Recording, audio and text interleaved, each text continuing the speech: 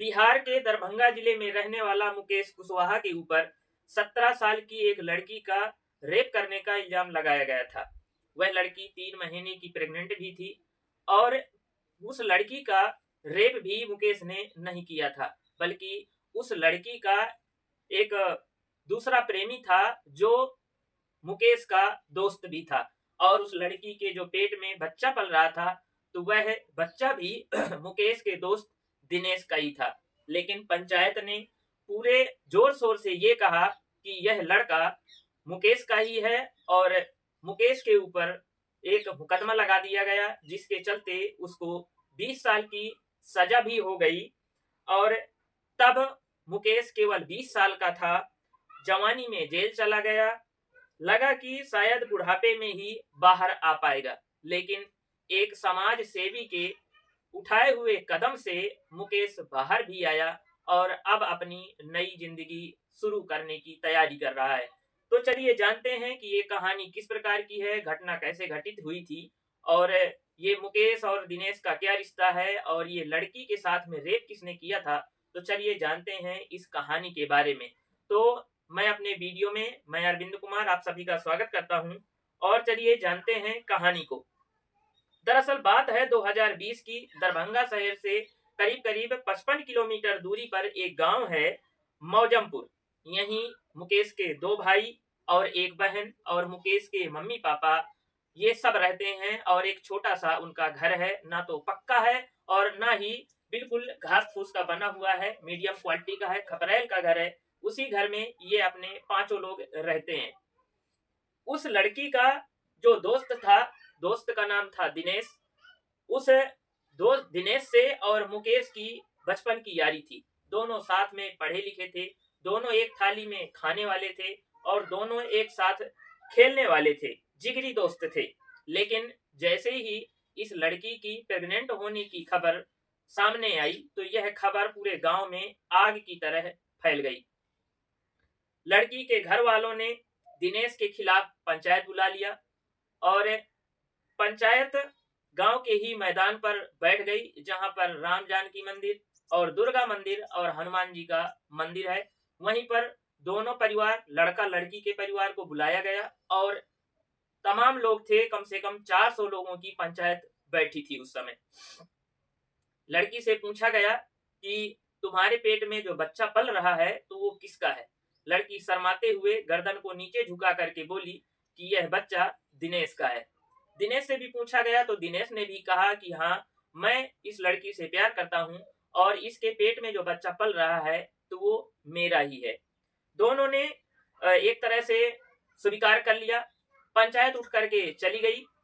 फिर अगले दिन पंचायत दूसरे दिन बैठी। दूसरे दिन पंचायत में ये कहा गया कि लड़की के घर वालों ने ये वाली बात कही कि हम अपनी लड़की की शादी लड़के से करना चाहते हैं। तभी पंचायत में 2 व्यक्ति बैठे थे, गंगा और विष्णु। गंगा और विष्णु ने कहा कि ये शादी नहीं हो सकती, क्योंकि दोनों एक ही बिरादरी से हैं। अब ये कौन सी बात बीच में आ गई, क्या दोनों एक ही बिरादरी से होने पर शादी नहीं हो सकती है? लेकिन गंगा और विष्णु ने कहा कि यह शादी नहीं हो सकती है। किसी ने कहा कि उस लड़के को भी बुलाओ। इसमें गंगा और विष्णु ने इसमें जोर देकर के कहा कि इसमें केवल दिनेश का ही हाथ नहीं है, इसमें दिनेश के दोस्त मुकेश का भी हाथ है। मुकेश को बुलाया जाए। मुकेश को संदेशा भिजवाया गया। मुकेश दौड़ता दौड़ता पंचायत में आया और पंचायत में कहा कि आप लोगों ने मुझे क्यों बुलाया है, मेरा इस केस से कोई लेना देना नहीं है।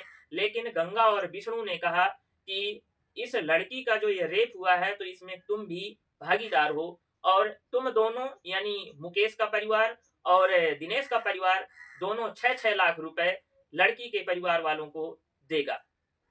लेकिन मुकेश कह रहा है कि मेरे पास तो फूटी कौड़ी नहीं है, मैं कैसे इनको रुपए दे सकता हूँ, जबकि मैंने इस लड़की के साथ में कुछ किया ही नहीं है, तो रुपए देने की बात कहां से आती है। लेकिन गंगा और विष्णु कहते हैं कि 6 लाख रुपए लड़की वालों को दे दो और बात खत्म करो। लेकिन मुकेश के 1 रुपए भी नहीं था, तो वो दे कहां से सकता था। लेकिन दिनेश के घर वालों ने लड़की को 6 लाख रुपए दे दिया और बात खत्म कर दिया। इसके बाद में अगले दिन मुकेश के खिलाफ थाने में थाना पुलिस चौकी बहेड़ी में रिपोर्ट लिखवा दी जाती है और रिपोर्ट लिखवाने के बाद में मैटर चलता है। मैटर में मुकेश को जेल में डाल दिया जाता है। लेकिन ये कहानी से पहले आखिरकार गंगा और विष्णु मुकेश से क्यों इतना चिढ़े हुए थे, इसकी भी कहानी थोड़ा सा जान लेते हैं। तो गंगा और विष्णु के बगल में मुकेश के परिवार वालों की भी जमीन पड़ती थी और उस जमीन में 2 डिसमिल जमीन में दोनों परिवार की दावेदारी थी। लेकिन किसानी करने के लिए मुकेश के परिवार वालों ने उस जमीन को खरीद लिया था और एक दिन मुकेश की मम्मी उस खेत में घास काटने के लिए गई थी। तभी गंगा और विष्णु दोनों लोग वहां पर आ गए और मुकेश की मम्मी को गाली भी दिया और उसको मारा पीटा भी। इसी के चलते मुकेश इसी बहेड़ी थाना में रिपोर्ट लिखवाया था, जहां पर इसकी कोई सुनवाई नहीं हुई थी। लेकिन गांव का विरोध जब शुरू हुआ तो गंगा और विष्णु के खिलाफ कार्रवाई हुई थी। बस यहीं से गंगा और विष्णु मुकेश से बदला लेने की ठान ली थी और वही बदला इस वाली पंचायत में मुकेश से ये गंगा और विष्णु ले रहे थे। मुकेश को जेल में डलवा दिया गया। पॉक्सो एक्ट के तहत सेशन कोर्ट ने 20 साल की सजा सुनाई और 376 के केस में 10 साल की सजा सुनाई।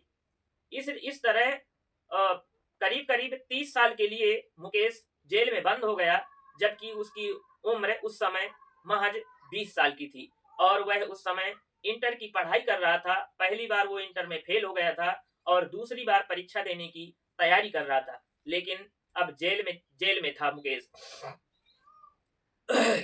मुकेश का घर परिवार इतना बड़ा अमीर भी नहीं था। उसका पापा और उसका चाचा दोनों दिल्ली में रह करके बाहर मजदूरी करते थे और उसी मजदूरी से उनका घर परिवार भी चलता था। जैसे ही मुकेश को जेल में जाने की सूचना मिली तो मुकेश के चाचा और पापा दोनों लोग दिल्ली से गांव आने के लिए तैयार हुए। लेकिन कोरोना का समय था, साधन मिल नहीं रहा था, तो उन्होंने एक बस से जाने का फैसला किया और बस का किराया दिया उन्होंने 12,000। इस तरह वो गांव पहुंचे और गांव पहुंचने के बाद में जैसे तैसे मुकेश से मिले। मुकेश जेल में रो रहा था और इधर मम्मी पापा भी रो रहे थे। मुकेश बताता है कि मुझे जेल में बहुत मारा गया। कैदियों ने पूछा कि तुमने क्या किया है, तो मैंने कहा कि एक रेप केस में आया हूँ। उन्होंने पूछा तुम्हारी उम्र क्या है? मुकेश ने बताया कि 20 साल। कैदियों ने कहा कि इस उम्र में अक्सर लड़के इसी वाले केस में अंदर आते हैं और उसकी रोज पिटाई करते थे। मुकेश उसी वाली जेल की कैंटीन में रसोइया का काम करता था, खाना पीना बनाता था और रोज उनकी कैदियों की पिटाई भी खाता था। जैसे वो बताया अपने पापा को कि कैदी मुझे मारते हैं, तो मुकेश का पापा यहाँ वहां से रुपए करके 15,000 रुपए उन कैदियों को दिया जो उसको मारते थे। तब जाकर के मुकेश की पिटाई बंद हुई। एक महीने में कम से कम 5 से 10 तारीखें पड़ती थी और हर केस की सुनवाई के दौरान लगभग 5,000 रुपए का खर्चा आता था। इस प्रकार एक महीने में कम से कम 50,000 रुपए तो खर्चा हो ही जाते थे। इस प्रकार उनकी पूरी पूंजी खत्म हो गई। कभी उनको एक दिन खाना मिलता, कभी एक टाइम खाना मिलता, अगर सुबह मिलता तो शाम को नहीं मिलता, कभी शाम को मिलता तो सुबह नहीं मिलता। इस प्रकार उनकी धीरे धीरे करके खेती भी बिकना चालू हो गई। लेकिन मुकेश को जेल से बाहर निकाल पाना बड़ा मुश्किल हो रहा था। इसी दौरान 2025 में मुकेश के चाचा की मुलाकात दिल्ली में एक उनके दोस्त से हुई। दोस्त ने बताया कि एक गांव के रहने वाले चिंटू सिंह सामाजिक कार्यकर्ता हैं, उनसे बात करो, शायद कुछ बात बन जाए। मुकेश के चाचा ने चिंटू सिंह से बात की और बात करने के बाद में इस केस की पूरी कहानी बताई। तो उस चिंटू सिंह ने इस वाली बात को सेशन कोर्ट से हटा करके पटना हाई कोर्ट स्थानांतरित करवाने में सफलता प्राप्त करते हैं। जैसे ही पटना हाई कोर्ट मुकदमा पहुंचता है तो वहां से केस की फास्ट ट्रैक सुनवाई होती है। सुनवाई जल्दी जल्दी हो रही थी और इसी दौरान उन्होंने सीआईडी से जांच करवाने में भी सफलता प्राप्त की।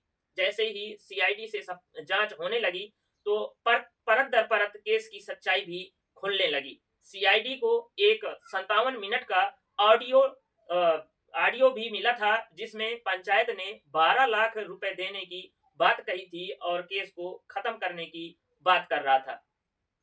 आखिरकार जब सबूत सब सामने आ गए तो मुकेश वहां से जेल से बाहर आ गया और कहा कि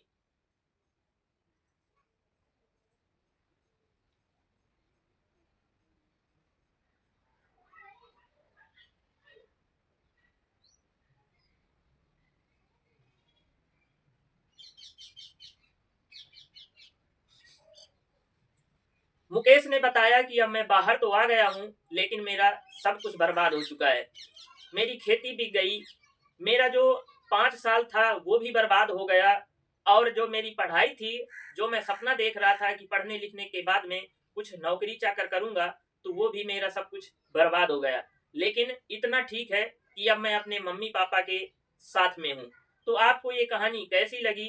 क्या इस लड़के को न्याय मिला कि नहीं मिला? आप कमेंट करके जरूर बताइए। और वीडियो पसंद आया हो तो मेरे वीडियो को लाइक करिए, कमेंट करिए और ऐसी ही कहानियां जानने के लिए मेरे पेज को फॉलो जरूर कर लीजिए। आप सभी को बहुत बहुत धन्यवाद।